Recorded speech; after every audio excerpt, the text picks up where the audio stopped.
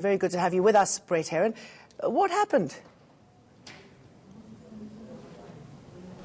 Well, Jane, I mean, I think we always anticipated that we would attract people who came for opportunity, as well as those who came because they saw a viable alternative to the older parties and liked what we were saying in terms of policy. So we have the vast majority of our members who are in it and participating and active, expecting nothing in return.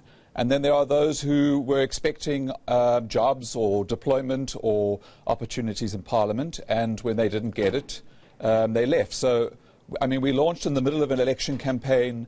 We had three months to campaign.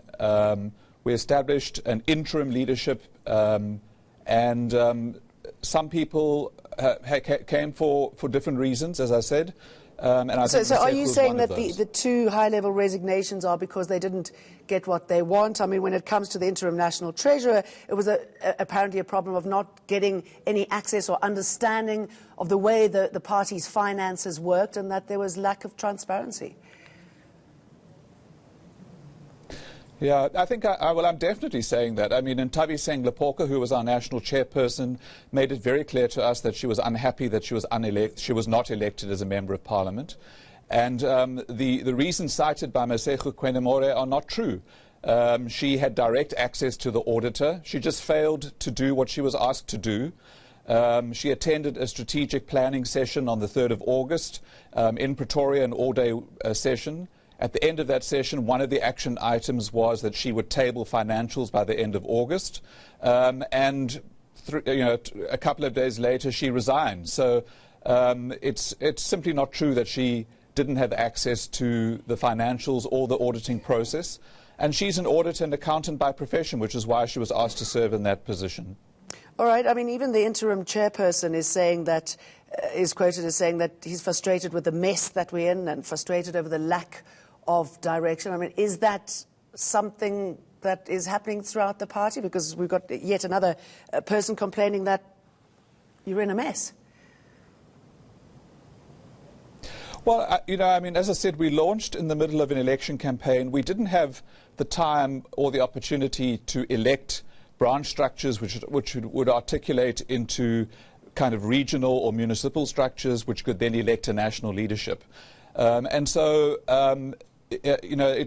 there are no structures in which to communicate with members through. So the focus right now is on establishing branches so that we can pull that ordinary or usual order into place using elected structures. So if you've seen the complaint by the national chairperson, you would have seen my reply, which said the reason and the opportunity to bring the order that he's looking for is to focus on establishing the branches now.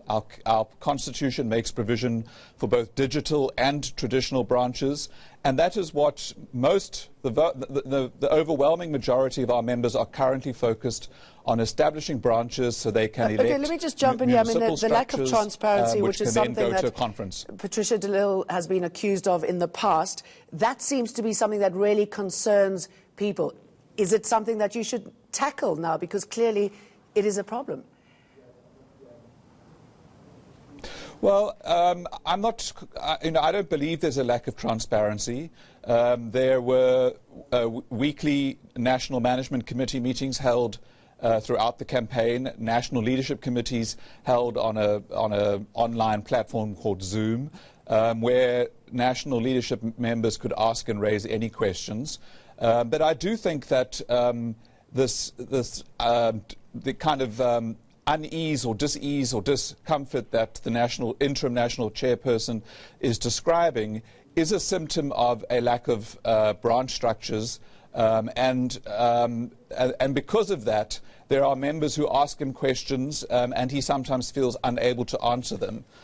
So there's no lack of transparency. I think what we're going through right now is a process of growing pains.